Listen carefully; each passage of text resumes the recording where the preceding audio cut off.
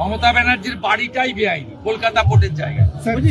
ওকে আগে বলবেন ওর বাড়ির দলিলটা দেখাতে, তারপরে আমি কাগজ দেখাবো।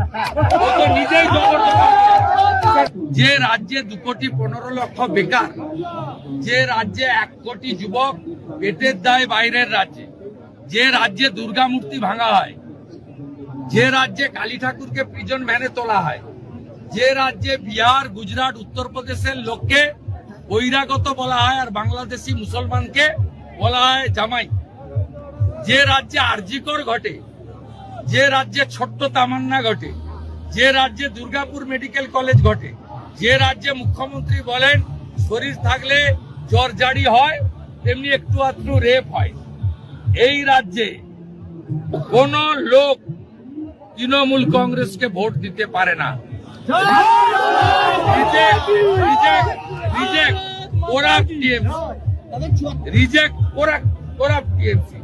ওরা কলকাতা দেখবেন ব্যানারে ছেয়ে গেছে, রিজেক্ট করাপ্ট টিএমসি।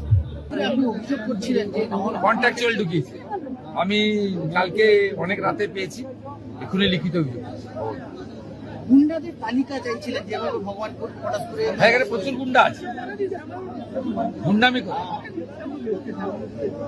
এই নির্বাচনে গুন্ডা আছে, এনআইএতে জেল খাটা আছে, কোন গুন্ডা রাস্তায় থাকবে না, থাকতে পারে না। দাদা সিউড়িতে গুন্ডা মুক্ত নির্বাচন ইলেকশন কমিশনই ঘোষণা করেছে। চিফ সেক্রেটারি বলেছে ছাপ্পা মারতে দেব না। সার্কুলার দিয়ে দূষণ নারিয়ালার সার্কুলার পড়ুন, 5টা গাইডলাইন দিয়েছে, তার মধ্যে বলেছে ছাপ্পা হবে না। তার মানে এতদিন ছাপ্পা হতো। ঠিক আছে, আমি খেজুরি লোকসভা ভোটের নিরিখে আপনারা বলছেন ভবানীপুরে এগিয়ে, কিন্তু বিধানসভায় মমতাকেই ভোট দেবে, সব হিসেব ভালো ভালো দিবার স্বপ্ন দেখা ভালো। উনাকে বলবো উনি উনার ওয়ার্ডে 77 নম্বর ওয়ার্ডে সব জায়গায় গুন্ডামিটা করবেন।